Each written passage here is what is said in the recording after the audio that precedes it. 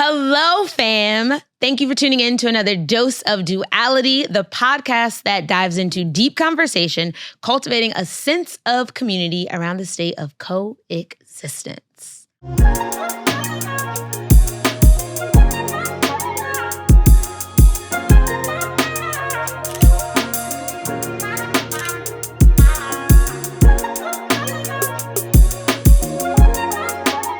Today's episode contains sensitive material, and it can even be triggering for some. So I encourage you to take what you need as you listen along. Let's get into this. Welcome, y'all. You might notice that it's just me today. We are sending lots of love and good vibrations and prayers to Deja. She's well. She's fine. She just needs a rest, y'all. She's just cooking up this baby that we're so excited to meet for everybody. But I have some really exciting news. We have a writer, a producer, an artist, a Black Kang here today on the show. We have the Roderick Thomas. He is the creator of Black Mask. I know, blah, blah, blah. He's the creator of Black Mask, and it's a documentary. It's really a visual poem, and it's featuring the experiences of Black women, Black men and women, and detailing the nuances of masculinity. So the film is not out yet. Me and Deja got a really private screening because we did that. But the film is not out yet. We're going to be talking about this today, getting all the sneak peeks, getting behind the scene of like why Roderick created this, why it's so important. And I think what was so special is we're shooting this on Father's Day. So if anything, this is a love letter to dads, a love letter to all the men in your life, a love letter to the Black men in your life specifically. So because it is not out yet, y'all, listen, tap in, but you're going to have to hit the show notes to reach out to Roderick, and then also know that it is going to be premiering at the Sigma showroom in LA soon. So stay tuned for that. But without further ado, let's just hop into the episode. Welcome to the show. Thank you. Yes, I'm so happy to be here. You have mad energy, and then you just, hello, hi, welcome. Well, I mean, so you want me to give more energy? I got you. Do you.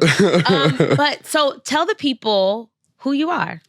Yes, so I am the director of Black Mask. I'm a writer. I'm a filmmaker here in New York City, I'm an artist, and I'm just trying to make art that touches people, makes a difference, makes an impact. Yeah. And so, that's who I am. Oh, okay. And the impact so I actually watched the documentary this morning, so it's very fresh. Good. And because it's, again, Father's Day, it just hit in so many different ways. Like after I finished watching it, I immediately called my dad. And I ain't gonna lie, I'm a little annoyed with him right now, and it just made me glaze over. Like, life is so short. Yes, you annoyed me, sir, but I love you. No, that's really touching because a lot of people who watched the film, so like when I did the first screening, people were unblocking their fathers. And so the fact that it's having that kind of impact, that's touching because when I'm making the film, of course I have hopes, but I don't know exactly what the reception is, how people are going to feel. Yeah. Folks will be like, this is whack, But the fact that you were like, no, let me reach out to my pops. I called that man this morning. He didn't answer. But no, at least you called. Yeah. No, he's up early. He does I'm going to say it's the group chat. That's like how I'm translating it. But they have a men's brunch that they do every. Oh, that's nice. Yeah, I think it's like 3 times a week that they do it. It's usually every Sunday. So I knew he was there with the homies. But the level of empathy that you tap into, I think that's what really hits to the heart. And so you get to see Black men in a different light. Yes. And all the like many facets that they can like. Who we are. Yes. As people. Yes. Yeah. Yeah. The humanity of it. Yes, it is. You start to see it's not just Black men, but the humanity. There was one quote in the documentary where this guy says, as many Black men as you see. Oh, you already know, right? Yeah, I mean, you wrote it, right? Yeah. So, but as many And Black edited. men as you see, like that's how many like versions of us there could be. Like not necessarily just like this monolith, or there's not just like 5 different, Black men that you could be opt into one of the boxes and then fit that. Yeah, one of the main goal of this film, right, was to show not only show Black men as we really are, just as human beings, but was to allow the audience to be just put in a space of empathy.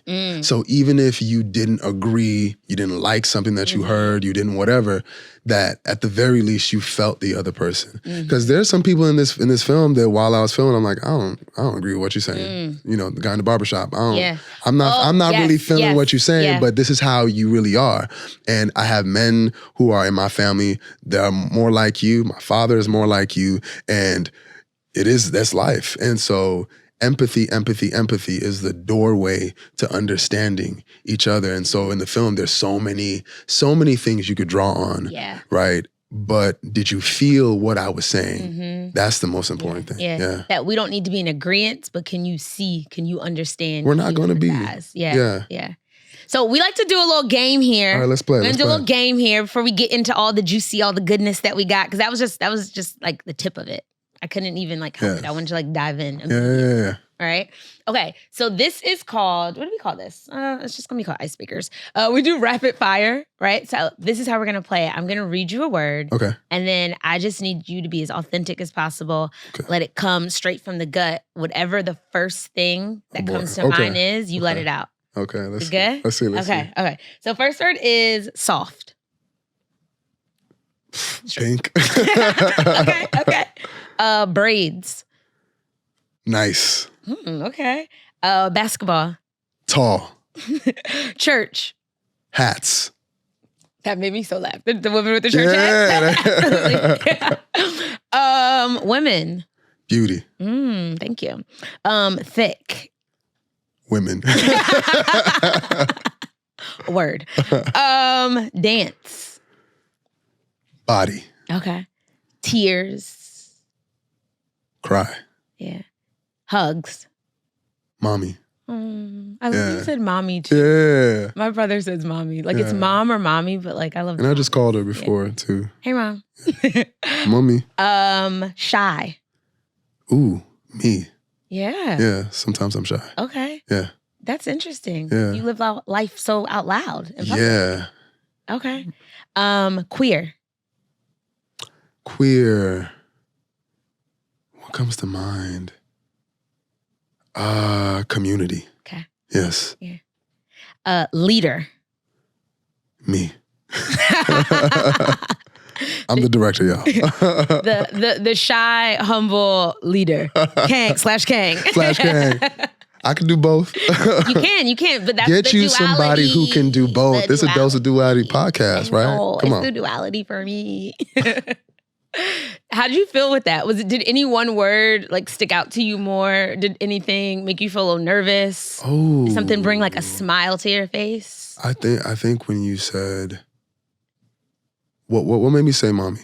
Hugs. That I love my mother. Yeah. I love my mother so much. Yeah. And so that makes me, anytime I think of her now, and it's also the words you said before. You said cry, woman, and I'm like, mom. Yeah. And my mom's getting older too. And she's everything to me. Yeah. She's actually in the film. You hear her voice at the end. Oh, so is she the voiceover? Yes, the prayer. Right? That's my mother. At the beginning and at the end. No. That's at the end. You may not remember, with the whole water or whatever. Yeah. And then there's a woman speaking in Yoruba. Yeah. Yes, Naija people. Are you Nigerian? Nigerian, yes. Come on. Okay. Naija. No, Naija. You know they carry last though. Them Naija demons though sometimes. Wait, hold on. Wait a minute. I've never been a Naija demon. One Nigerian man that just, it's not about me. Okay. But y'all. I mean, it's masculinity, so it fits, Y'all be. I mean. Is that a judgment? Do you hear that often? Okay, I'm saying this, but have you heard the Nigerian demon? Have you heard the Nigerian demon? Have I heard it? Yes, I've heard it. Okay. Have I been a Naija demon? I cannot say I have. I've never been. I've never been a Naija demon. I cannot say. I cannot say, but I have heard of it. I have heard of it. Yeah. My mother also has heard of it, so she might agree with you. That woman, come on, what's going? You know what? But we're so glad she did not raise you to be one. My mom raised me to be a very kind-hearted person like her, a very empathetic person like her. Everything that you see in the film or you feel in the film is really how I think. Yeah. Right? All of the different facets. And like she, man, like so much of how I show up in the world and what my values are, even though I'm a man and she's a woman, it's just so like her. Yeah. Yeah. Yeah. The film was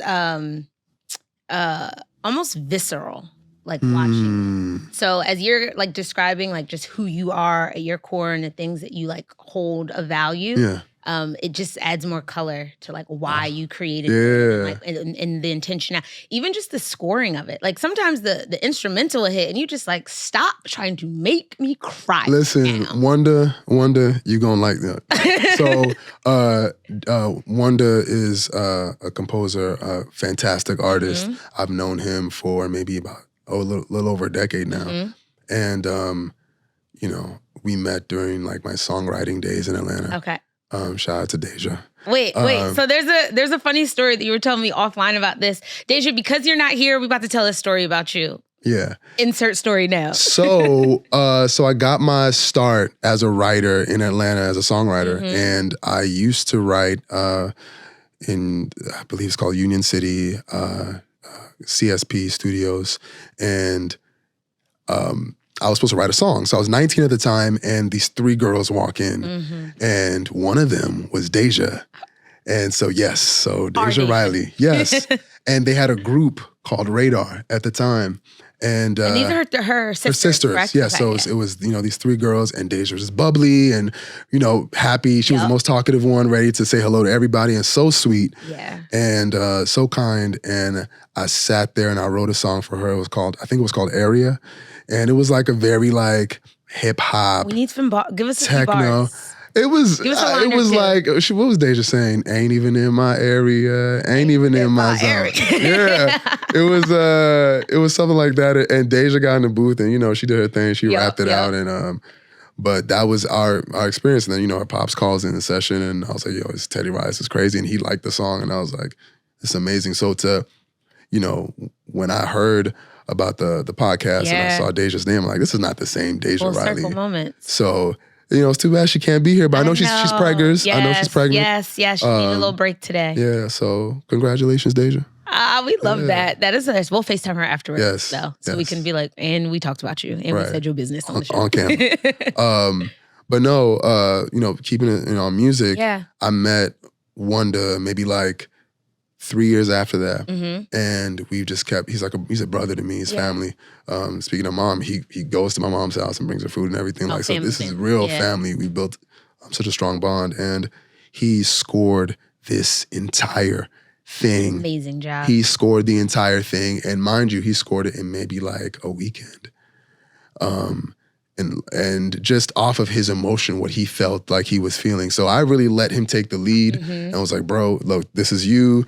I've done my part. Yeah. I'll follow your lead. And so the fact that like you felt that the music was driving something. Yeah. It wonderfully like underlaid, especially it's some of the, I don't say some of the emotional parts because it all was. There was all like something that it triggered different parts of you, whether I was annoyed, whether I was excited, whether it was the barbershop. But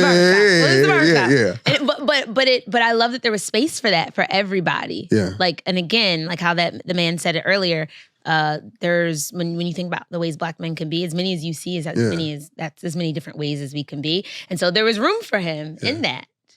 I don't think I wouldn't want to watch a film like that's like, imagine you watch a story and as soon as it starts, the hero wins. It's like, that's not the point.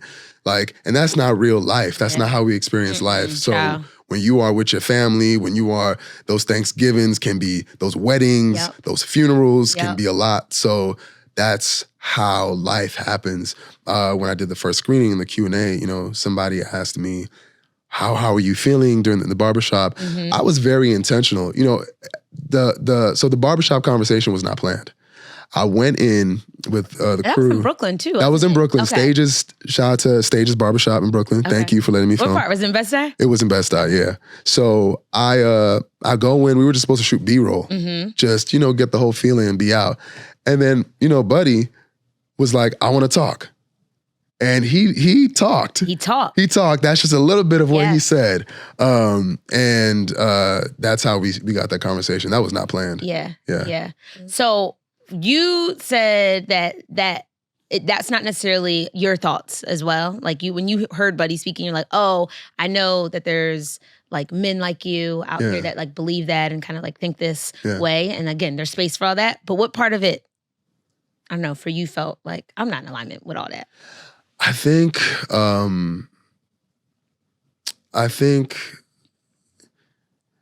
specifically when he started speaking about his sons and masculinity, when it came to, I don't think he spoke about queerness exactly. I don't think he used those words. No, yeah. But when he talked about, he doesn't want his sons to be feminine. Yeah. And he wants his sons to be, he's raising them, he says, I'm raising my 3 boys to be men. Yeah. He said just like that. Yeah. And I remember just going like, oh, I know this. Yeah. This is my dad. Yeah. Like, I know exactly who you are. Yeah. I know how to relate to you. I know how to get this interview doing. So that was the part where I didn't agree with him, but I knew that like, there are so many men that are going to be like, yeah, I'm raising my 3 sons to be men as well. So I knew that it was important to leave it in. And so I don't necessarily agree with where he was taking his statement, because, in my household, my father played the role of the typical masculine Black man. My father was he served in the military.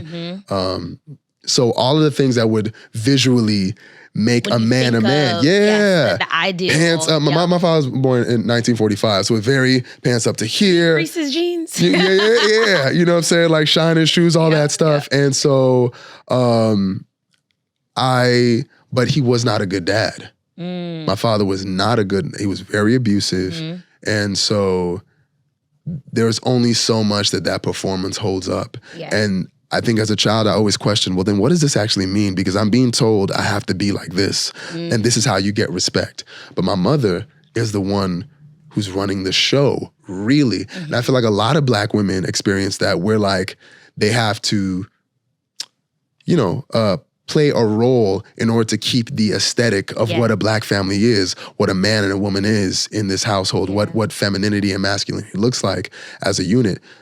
But when you look behind the scenes, when you uncover what's really happening, it's a lot of Black women who are really the ones who are in the trenches, taking care of the kids, paying the bills, yada, yada. And there are many reasons for all those things, but we have to talk about it. Yeah. And so when, the man in the barbershop was talking, it kind of brought up all those things. It was like, okay, what is it about femininity that automatically means that your sons cannot be men? And then what does it mean to be a man for you? Does that mean strength? Because my mother's strong.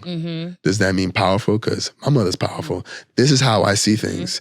And then, because before you even get to queerness or gayness or homosexuality, any of those things, before you even touch that, what you're looking at is basic concepts of powerful, not powerful. Yeah. Is this a resource? It's not a resource. Yeah. And that doesn't even talk about queerness yet. It's just, I'm raising you to be a man. Yeah. And the energy of femininity is not powerful. And as a man, you need to be powerful. So you can't be feminine. Yeah. Right. Yeah. And you said so much. One of the things but in a good way, because I want to ask you what your, what does masculinity mean to you, right? I'm gonna ask. And I don't know if that's changed, because one of the things, his name was Buddy in the barbershop, right? Well, I'm calling him Buddy because we didn't get his name. Oh, we didn't get his name? Okay, so Buddy. Hey, Buddy. Hey, homie. He had said, I don't believe we should try to be redefining what masculinity is, right? And so when I think about masculinity, and as I was watching this documentary that you so beautifully put together, things that stuck out were the opposite of feminine. What somebody said. Masculinity is just the opposite of feminine. Whatever you think that is, it's on the north end of that, right? Yeah. And then another person just said is mannerisms and kind of how you, and behaviors is what they consider masculine, right? What's your definition of masculinity? And then also, I want to get into just how did this come about? How did you create this project? Yeah. Why? Good question. I'm not used to having all these questions. So what is my definition of masculinity? I think it's very basic. Masculinity is, to me, the behaviors and expectations, the expected behaviors for a man in society. So that's one very basic definition. And a more philosophical definition for me, masculinity is really outward energy that goes outward, energy that goes out to get something, to create something, right? As opposed to femininity, which is energy that's coming inward. You think of the home, nurture, caretaking, creating, the womb. And so, men go out to hunt, men go to war, men, go out and work without just assigning masculinity to gender in that sense. Just philosophically, I think of masculinity as outward, go out. The energy of putting something out. Yeah. When you think of, so let's say now Black masculinity, right? So not just masculinity, let's narrow it down. Does anything change or shift for you in that? Yes, it does. And I think...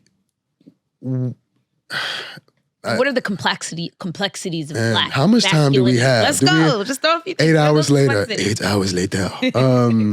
8 hours. Immediately it becomes a race conversation. It becomes about, okay, well then we're talking about intersectionality. So then what is Black? Where are these men? And what are the expectations of Blackness? And how does that sync up or intersect or even synchronize with masculinity? And in the United States, I can speak for here at the very least, that means that some people expect you to be aggressive. Some people expect for you to be physically dominant, not necessarily intelligent, or intellectual. And so a lot of the things are negative, right? But then there's also like some potential positives, right? A coolness that comes with being a Black man. Like, even if I don't feel that cool, all I have to do is like, wear, a bucket hat and all of a sudden. There's an assumed coolness. People assume that you're cool. So it's like, I'll take that. Yeah. I'll take that I'm cool. And so I think those are the kind of things, but that also changes depending on the society that you're in. What is Black masculinity in Ghana? I noticed that some things are similar. A lot of things are similar, but some things are different. In Ghana, maybe, or in another country, I'm speculating, maybe, for two men to hold hands is perfectly fine. Yeah. Maybe you can be more affectionate, somewhere else versus, or even just in the United States, from city to city, how people express, how we dress. So it varies. Yeah, no, it definitely does.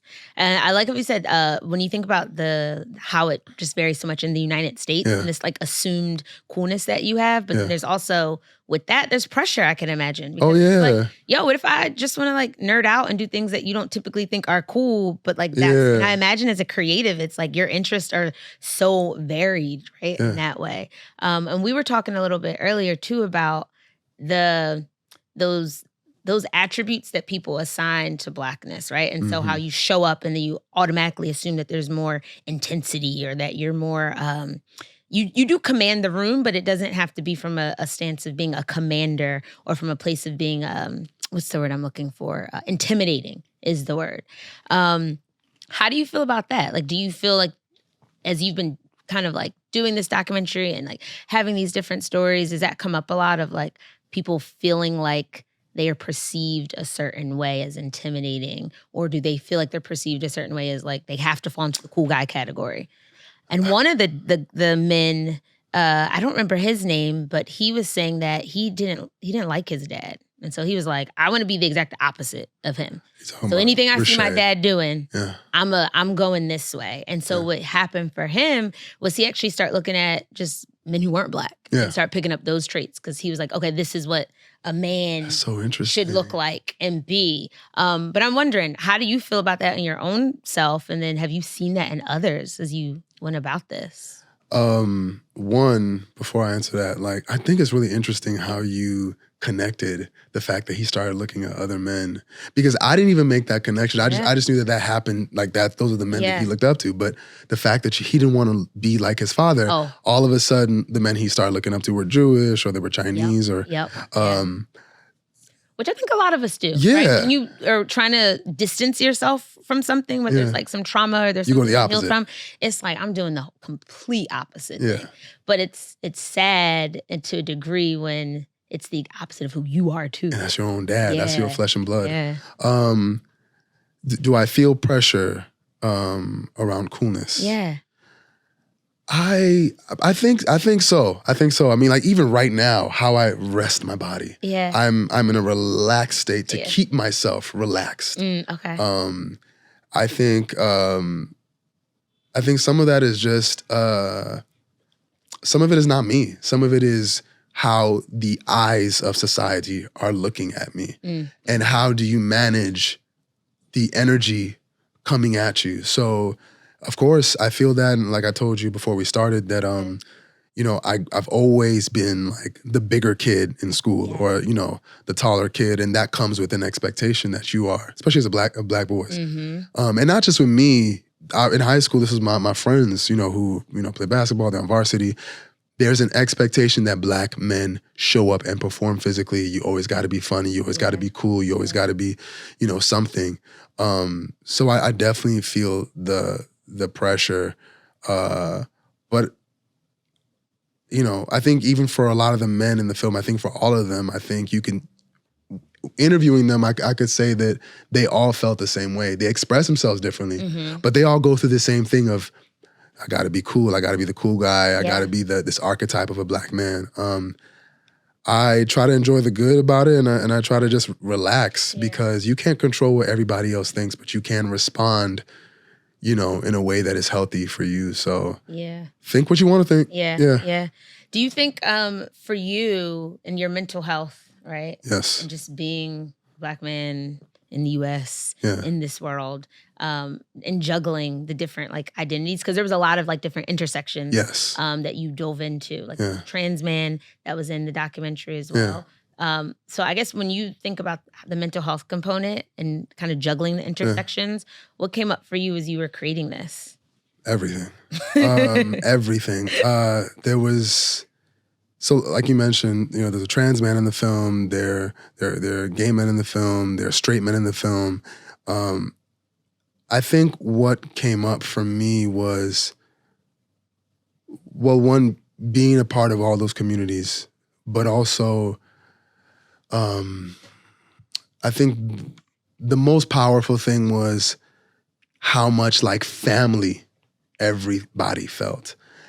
And because especially today, like I set out to make a film about us, and I didn't set out to make a queer film. I didn't set out to make a film that was about anti-masculinity or pro anything.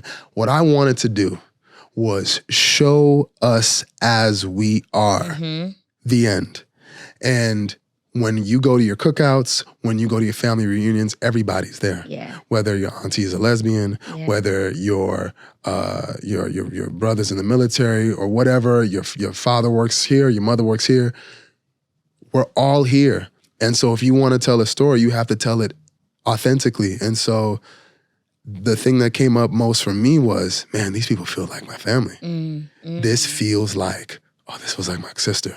This feels like. And so it was drudging up all of those things, because if I'm being honest, what I really was trying to find out was, am I alone?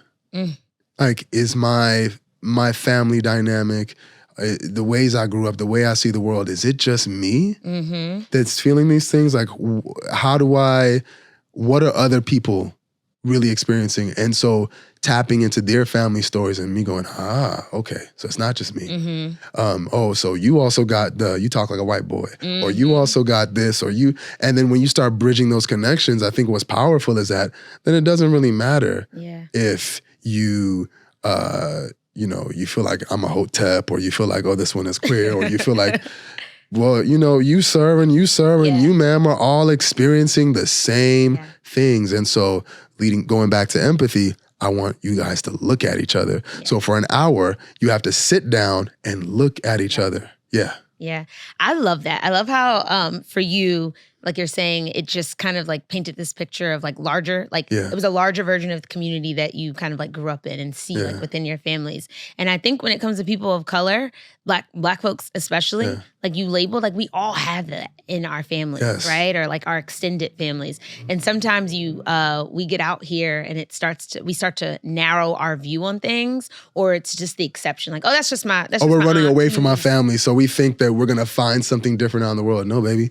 Yeah. You're going to find the same thing. So your family is not this anomaly on a hill. No. Yeah. And even that piece, right, of feeling seen, because it's, everyone's struggling. And as men, I'm not a man, so I'm just assuming, but you can feel like isolated, like you have to have it together. Yes. And even like bearing to someone else, like, I'm trying to figure this out. Or like, I know I should be the strong one here and I'm seen as a protector, but like, I might need some protection here. Like my mental health is being like attacked every day. So feeling like, I guess for men or folks who are identifying as men, a space where you can have those conversations is what this like really created. Yeah. And honestly, I feel like the conversations that are going to come afterwards, like you opened up a window or doorway for people to like have that and usher that in and feel safe to do that. Because you really touched on, we were talking about your friend, the gentleman. Andrew Charles. Yeah. Andrew Charles. That really brought, that brought the emotions, because for him, he's describing this experience of the sexual abuse from a very early age that continued. And for him to still almost be in, not discovery of it, but he was like, it happened, but I almost felt like it didn't, the way he described it was like, not that it didn't affect him. It's like a ghost. Yes. That just won't go away. Yeah. Yeah. And that's such a personal story that you don't get to hear. We hear a lot about sexual abuse, usually that's happening to women, right? But hearing about it from a man's point of view, it brings that humanity there. Yeah. There's a softness there. There's a vulnerability that's there that we don't always get to see. And he really allowed himself to like bear that, which was beautiful. Yeah, I'm so thankful and grateful that he trusted me with that, because that is such a heavy topic. Yeah. And as I'm listening to you talk about the film and I'm hearing your words, I'm like, oh, so this may have felt like a safe space for him and also for the audience, a safe space to view who we are. And that makes me feel really good, because that's all I want to create is a safe place for us to just be, and whatever we are, just be. Yeah. As Black men, and myself obviously included, this idea of provision, protection. I do think that we should be providers and protectors of our community, because we should love our community. We should care for our community. You care for yourself, you care for your home, but it should be on that basis. And I think it should be out of love and not out of this detachment from our emotions, right? You don't have to be detached to be a protector. Yeah. Some of the sweetest guys are the guys who are, who are fighters, who are studying, MMA or some specific, or boxing or whatever. When you get to know them, a lot of those guys are really nice guys. Yeah. When it comes to thinking about protection and all the classic ways a man can show up. Yeah. And I guess going back to Andrew,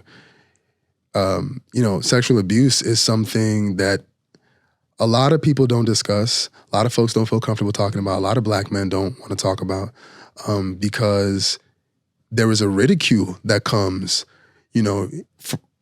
from just disclosing that anything happened to you. We were talking about, not wanting to appear goofy. not wanting to seem like you are uncool. See how all these things are playing together? Your coolness has to be on point. You got to be a protector. You can't be too emotional.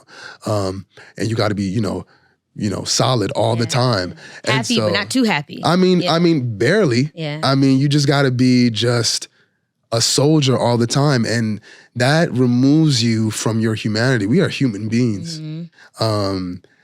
And what I wanted to do was allow Andrew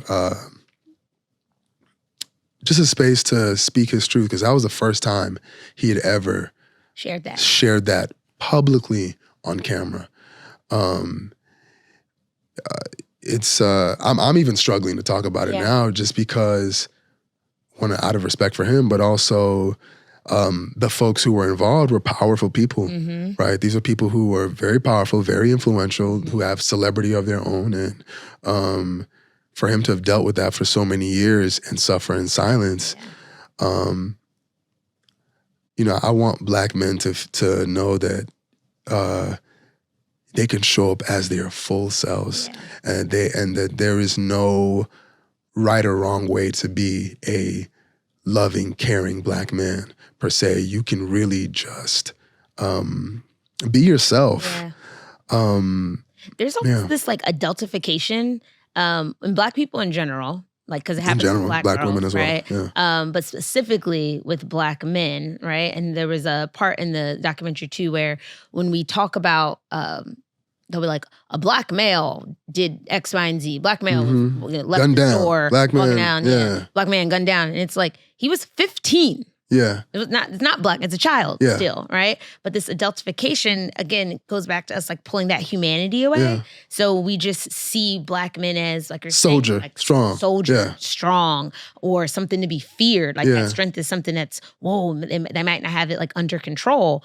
And so when we talk about, and not to continue, but on the sexual abuse piece, I think I've heard stories of men being sexually abused at a young age by older women, and we don't take it as seriously. We don't take it serious at all. And it's almost like even if maybe they did feel kind of like taken advantage of, the way that society frames it as is like, yo, bro, like that was rite of good. passage. Yeah, like you had that was good. You had the older woman. And it's like, no, that's trauma. Like you took advantage. Like again, adultification, like it's a you don't know if he was ready for that mentally, and in fact, I guarantee you he was not. And there is this expectation that, again, it's another thing, that you show up sexually this way, that you're supposed to be. Especially with Black men. So, and I mean, and it's in our culture. I mean, how many, you have these rappers who are, getting their, tween and teenage sons, sex workers to have sex with them. I'm not going to name the rappers, but you have these men out here who do that. Yeah. And it's seen like a rite of passage. And to me, one of the things that I don't respect that is very common in male culture is this acceptance of hypocrisy. I was watching this show, and one of the critiques about some men have about women out there in the manosphere is that, women don't hold each other accountable, yada yada. And I'm thinking, but do men really hold each other accountable? I mean, we wouldn't have, this conversation about locker room talk if men were really holding each other accountable. I think if men were to insert the women that they really care about in their lives, their mothers especially, into the situations that they've put other women in or other people in, other men in, would they find those behaviors acceptable? Probably not. There's a lot of... there are a lot of things that we do as men that deserve critique and that I think need some correction. I think that's why it was important for me to make sure that Black women were in the film, and that Black women were able to also talk about their experience with this energy of masculinity, because it also affects them. How I show up in the world as a Black man affects how you can show up as a Black woman, because we're in community together. So yeah. So I want to jump to the daily dose. And this is based off something. So it's a segment that we always have. And we just talk about something in culture that's happening. Let's talk to it. But you said this idea that men are providers. Right. And that is an element that you agree with. I do. That they, like, men should show up as providers. So I don't know if you've heard, you might have, but Gabrielle Union and Dwayne Wade. Ooh, have you heard about what 50-50? The 50-50. And the comments had me dying. It was like, girl, he did not have a whole baby on you. You raising his kids. Yikes, and you going 50-50. And I was kind of like, yikes. I mean, folks forgot about that, facts though. is They facts. forgot about the baby. Yeah, But you forget. But it's the internet. They never forget. They never. We don't forget. They don't never. Yeah. But so some of her reasoning was that's how she wants to contribute. And so this is just Alicia's take on it, but when we were talking about that masculine and feminine, like just being energetic, right? Yeah. And masculine energy is more, it's the doing, it's the going to get. Yeah. The feminine energy is kind of like nurturing, cultivating, creating, right? I'm gonna take what you get and I'm gonna flip this 10 times by just creating and nurturing it, right? That interview, she was giving off a lot of masculine energy. Yeah. Is what, and not even what she was saying, but like her posturing. The posture of it was like power stance. Yeah. And it had me thinking just a lot about why she feels like that, and maybe that particular interview or just like why she's showing up that way. But what are your thoughts on this 50-50? And he's okay with it. And I think even more importantly, he makes like 10 times more than her. Like his valuation, we all in people's pockets today. Come on, net worth out here. Yeah. It was like he's like a cool like 160, and she's like 40 million. Light work. Do you know light work? We getting there. We getting there. And so it's like not even. And if we just break it down to non-celebrity status, like if I'm dating someone, right, and we're making like an equal amount, I'm still expecting you to pay for a lot of things. But there's a contribution that I can put. I'm like, oh, I saw you did that. Like, I got this. She let that be known. You're going to have to pay. I'm still expecting. But I think it's when you start getting to the hundreds of millions. Yeah, I mean, so I feel like, okay, so bills are relative. So he has hundreds of millions, but he also has 100 millionaire bills. Okay. So it's not like I'm assuming, right? Yes. So here's this whole thing about money and provision. And the masculinity from his standpoint, like he's letting her. And he gets a lot of shit too. Allowing her. Because I don't know if you can cuss in this podcast. Can I cuss? Absolutely. Okay. He gets a lot of shit. Because, from his style choices? Well, sorry, just being shady. Go ahead. Listen, I don't mind Dwayne Wade's style choices. I think he gets a lot of shit because of his stance on the LGBTQ plus community. Obviously, Zaya, his daughter, is trans. So there's a lot going on in this world and how people are viewing this family. I would say, man, money is a resource, right? And what is it saying? Like, the cause of most divorces are because of money and sex. Yeah. So here's my take on that 50-50 thing. I don't mind 50-50. I think however a couple, a relationship forms where it's comfortable for them, that's what they should do. My only gripe with any 50-50 situation is that it has to be situational, right? I can't expect, let's bring it back to reality for most of us. We working with. Yeah, most people, I know are making 160. But let's say, for example, what's the average in New York? In New York, what, 76,000? No, they said, maybe that's for the average. Okay. I said 125K I read was to be considered middle class. Right. So if somebody's making 125K, right? And let's say the other person's making 80K, you can both contribute. We need to look at, what our responsibilities are outside of what we have together. Yes. And then we can decide. But the reality is I have more resources here in this regard. And so that has to be considered. You can't be in a relationship without considering the full person. Yeah. The money is not like that's just one aspect. So for example, if my spouse cooks and I enjoy eating food, I would expect that I value that. So how much money is that worth? Mm-hmm. How much money is a well-cooked meal when I come home? Yeah. Yeah. Right? Everybody talks about my mom's cooking, my auntie's cooking. Well, it's valuable to you. So that's adding value to your life. What if I'm not somebody who's a good home, care of my home? Somebody else has to do that. Yeah. And that's part of the relationship. What if I am that guy? I myself am a great cook. Yeah. So that's part of my value. I'll bring the money, but I can also cook, or I can also take care of the home. And I find that to be very, very valuable. So I think like the way this conversation has been framed has been just around money. Mm-hmm. And I'm like, well, who are they outside of money to each other? Well, I think that's what, so the women in the comments, that's who was really firing off, was like, just like appalled, because it's like, if I'm contributing in those more domestic ways, right? Traditional ways. The traditionally feminine ways. Yeah, the traditional feminine ways. It's like, then why am I also giving 50-50? Yeah. And so there was this divorce. I don't know if I mentioned it here before, but this divorce lawyer, his TikTok went viral. I think, Okay, and he was talking about why these couples are getting divorces now. What's like the common trend? And it wasn't, lack of sex or lack of resources. It was women are just exhausted because they're doing everything. They going out to get the money. They working. A lot of them are making more, which they like. We cool with that. And I can't come home and cook and clean and do the thing, like all the traditional domestic things that you feel like might be expected of me. Like, where's the give? Like at this point, I am the family. Yeah.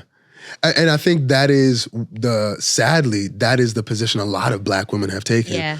I know that was the position of my mother. Yeah. You know, my mother was definitely the breadwinner, and she provided us a very good life, but my mother also cooked, right? And so the exhaustion that Black women can feel, especially, and just women of color, can feel of like just doing so much, being the most educated, being the most this. It's because a lot of women feel like they have to. Yeah. I personally, I don't see anything wrong with a traditional setup. There's for example, my bonus mom, my chosen mother, Mama Jo, she is a stay-at-home mom. And Pops goes out, who's her husband, Greg, goes out and he gets the money, right? Yeah. He goes out and does the masculine thing. Whenever I'm at their house, it is so clean. The food is so good, right? And so I know he's happy when he comes back home to this beautiful home and this well-cooked meal. Every time I call her, our phone calls are designed around her lifestyle at home. She also makes like bowls in her, downstairs, and all that stuff. So it's like she's a wonderful caretaker and a wonderful homemaker. And so that's a traditional setup, and I see how it works. For somebody else, maybe the father has to stay at home. Frank, I'm gonna talk about you. It's my brother-in-law.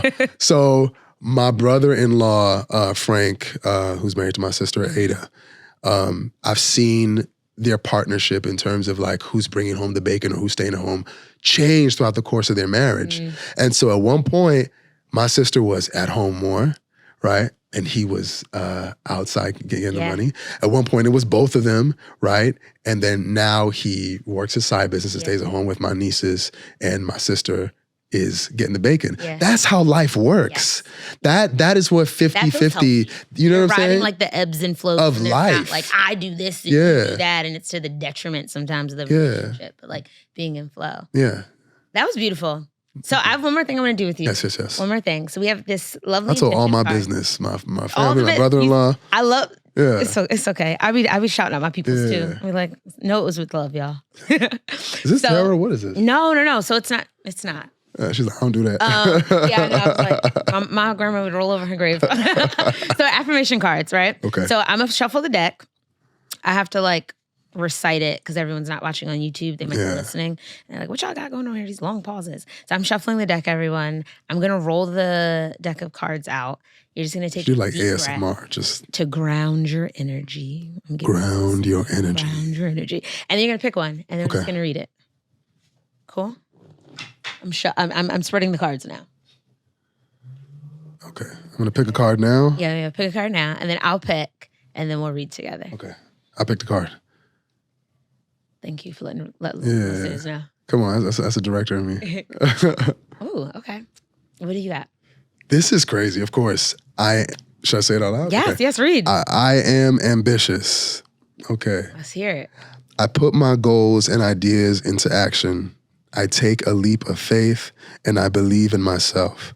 When I put my heart's desires into action, it is for the good of all those involved. Good of all of those involved. I am ambitious. That's amazing. I believe in that. Yeah. I mean, even in you creating this project and like taking it on, and also let the people know where it's going to be or how, what are more details? So a little bit of backstory. Black Mask is a feature documentary that details the experiences of Black men primarily, but also Black women with masculinity. And I started filming in 2017, and I filmed for 5 years. And so the first screening was in April, and the next screening is set to be in LA. Sigma. Okay. I have a contact there, and I'm in discussion with them. So it's not 100% concrete yet, but that is the next. How can the people support? People can support by going to blackmaskmovie.com and simply by filling out their information questionnaire. Who we got to tag on Instagram? Like, bring this to the festival. Bring it there. I mean, right now, the Roderick Thomas, you could tag me. Anything that you feel like would be advantageous to get in the film scene. So right now I'm looking for places where I could screen the film in front of people. Anywhere where it would serve community. My goal right now is to make sure that like each screening, each thing I do is intentional. I didn't just want to go straight to a streaming network, even though, that has been an option. I want to make sure that wherever it lands in a right home. So reach out to me on Instagram, the Roderick Thomas on Instagram. You can go to blackmaskmovie.com. You can fill out your contact information and reach out to me that way. And we'll link everything in the show as well, so people will be able to find you. I'm going to read mine before we close it out. So I am focused. I feel like I get the same set of cards. I guess it's season. It's like re-emphasizing it. So I'm focused on achieving my goals through deliberate action. I take time to feel how it would feel to achieve my dreams. I visualize my desires through a lens of love and happiness. I am focused. I'm going to take this to power me into the week. To the week, Just being really these focused. are actually really good. That, through the lens of love. I think that's what always sticks out to me the most. Yeah. Roderick, thank you so much. Thank you. One, for having this conversation with me and just like letting me peek a little bit into your brain and the backstory of like the hows and the whys and just like how you created this poem of love, this visual kind of like poem of love. It's almost like a love letter of sorts to Black men. Is what that I love that gave me. I love that. And I think it's so significant that it landed on Father's Day. Yes. That ain't no coincidence. Listen, that is no coincidence because we I technically didn't plan believe it. in beautiful synchronicity. Like this is meant to happen. Yep. So I'm so thankful and so blessed. Thank you for having me. And thank you for just having this conversation. And I'm glad that it touched you in that way. Absolutely. So that is the goal. So to more screenings, to more conversations, and I can't wait till more people get to see Black Mask. And they will. So it's coming soon. Yes. So everybody, thank you. Again, everything's going to be linked so you can go check out Roderick. Please support the project. And Father's Day is going to be past when you've seen this. But if you have not reached out to your father, if y'all having beef with your father, I'm going to raise my hand. Reach out. Yeah, reach out. I think hopefully in this conversation, we were able to see just the humanity that connects us all, regardless of how we decide to show up in the world. So until next week, this has been your weekly dose of duality. Peace and love, y'all. If you have enjoyed this episode of Dose of Duality, please do us a favor. Like, share with the homie, and subscribe. We love hearing your feedback, and trust us, we respond to like everything. Sure do. And don't forget to rate and review this podcast. Come back again next week for another dose of duality.